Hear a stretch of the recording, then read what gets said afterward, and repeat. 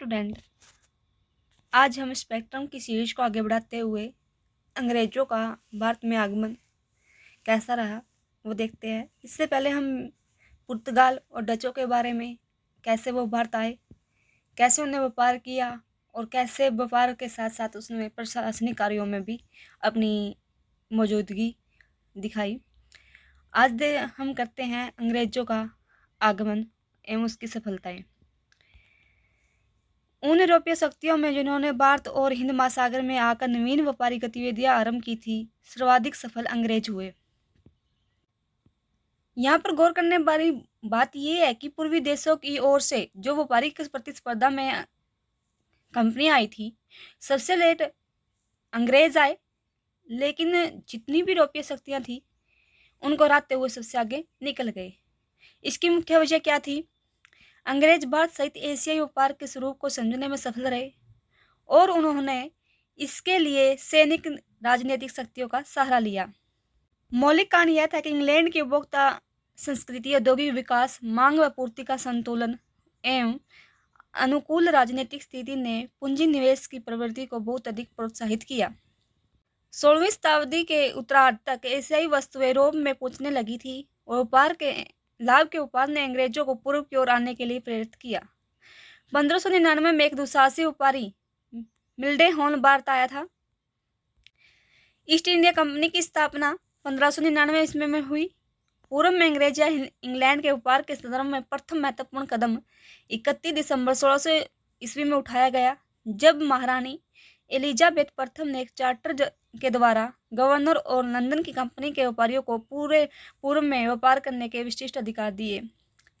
यह एक व्यापारिक संगठन था जो पूर्व में व्यापार के लिए जिसको अधिकार दिए गए थे, जिनमें से जो महारानी एलिजाबेथ थी वो भी उन सदस्यों में एक थी। इन व्यापारियों में महारानी एलिजाबेथ का भी व्यापार में हिस्सा था।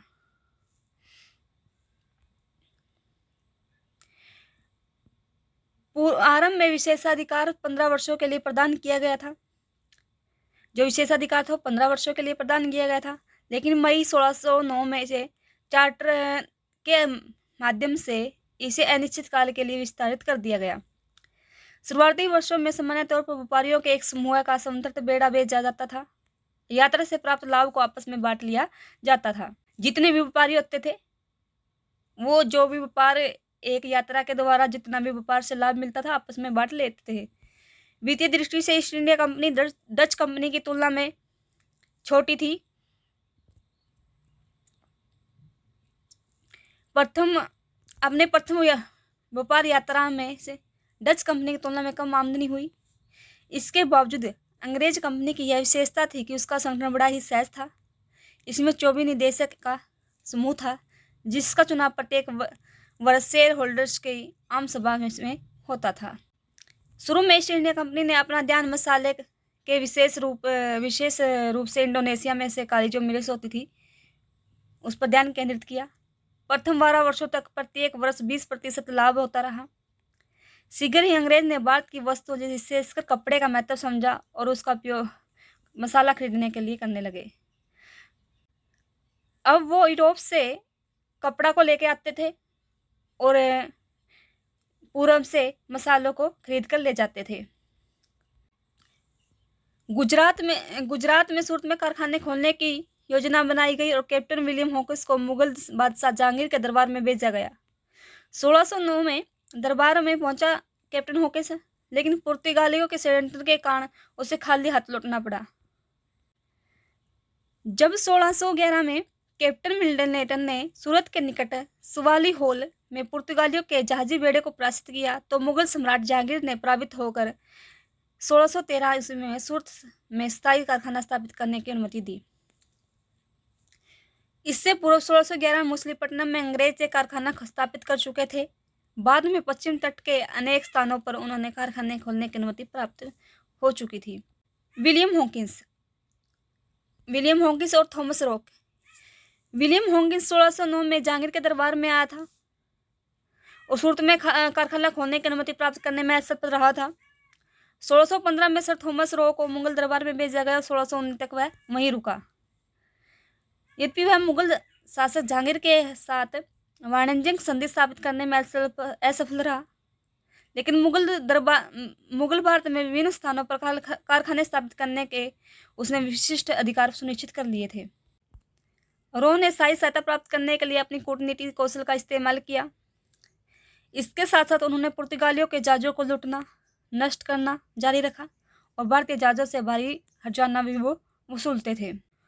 उन्होंने अपनी नीति के अंतर्गत चेतावनी, संधि, षड्यंत्र और आक्रमणों का सहारा लिया। 1620 में नौसेना युद्ध में अंग्रेजों ने पुर्तगालियों को पराजित किया और इसके बाद पुर्तगालियों का खतरा लगभग समाप्त हो गया।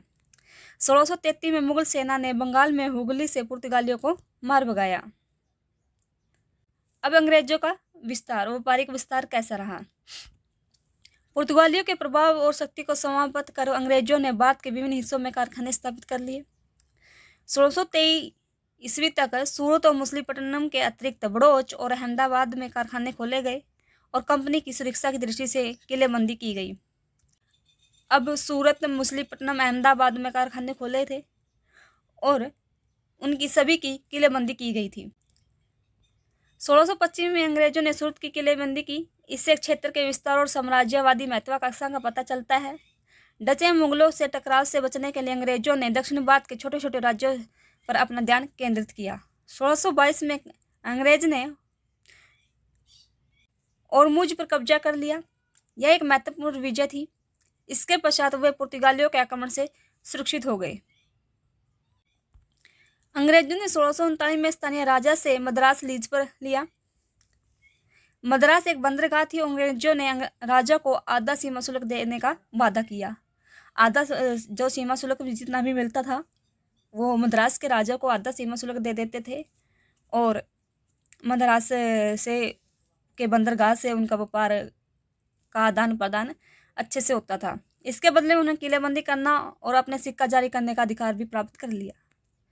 1640 में अंग्रेजों ने विजयनगर शासकों के प्रतिनिधि चंद्रगिरी के राजा से मद्रास छीन लिया। यहाँ पर सेंट जॉर्ज का निर्माण किया गया। सेंट जॉर्ज किले का निर्माण किया गया और उसके भीतर कारखाने खोले गए। 1652 और 54 के दौरान अंग्रेजों डच से स्वतंत्रता के कारण भारत के पश्चिमी तट पर पुर्तगालियों के नजदीक आ गए। 1661 में ब्रिटेन के सम्राट चार्ल्स द्वितीय ने पुर्तगाल की राजकुमारी से विवाह कर लिया। उसे दहेज में टिप्पू मिला, बम्बई का जो टापू था वो मिला। ये टापू क्या है, चार्ल्स द्वितीय को मिलता है और चार्ल्स द्वितीय इस बम्बई को आगे अंग्रेज कंपनी को, ईस्ट इंडिया कंपनी को लीज पर दे देता है। चार्ल्स ने इसे 10 पाउंड वार्षिक की मामूली किराए पर ईस्ट इंडिया कंपनी को दे दिया। 1687 में ईस्ट इंडिया कंपनी का मुख्यालय सूरत से मुंबई लाया गया और धीरे धीरे सर जॉर्ज ऑक्सीडेन 1662 से 69, जेराल्ड ओगिगर 1669 से 70 और सोन जॉन चाइल्ड 1682 से 90 के प्रशासन के दौरान समृद्धि की तरफ बढ़ते गए। 1630 के बाद पूर्वी भारत में ईस्ट इंडिया कंपनी का प्रभाव तेजी से बढ़ा और 1633 में उड़ीसा के बालासोर और 1651 में बंगाल के हुगली में कारखाने स्थापित किए गए। बिहार में पटना, बंगाल में ढाका और कासिम बाजार में भी कई कारखाने खोले गए। 1658 में बंगाल, बिहार, उड़ीसा और कोरोमंडल तट सेंट जॉर्ज किले स्थापित के नियंत्रण में आ गए। 1658 तक जो बंगाल था, बिहार था, उड़ीसा और जो हमारा कोरोमंडल तट था वो सेंट जॉर्ज किले के नियंत्रण में आ चुका था। 1680 में मुगल सम्राट ने अपनी कंपनी पर जजिया कर लगाया। अब मुगल सम्राट ने कंपनी पर जजिया कर लगा दिया था और बदले में कंपनी को सूरत के अलावा सभी जगह सीमा शुल्क रहित व्यापार करने की अनुमति दी गई। अब कंपनी को जजिया कर देना पड़ता था और वह भारत के किसी भी हिस्सा में पहले तो शुल्क की दी गई थी, अब पूरे भारत में कहीं भी वो बिना शुल्क के, सीमा शुल्क के व्यापार कर सकते थे।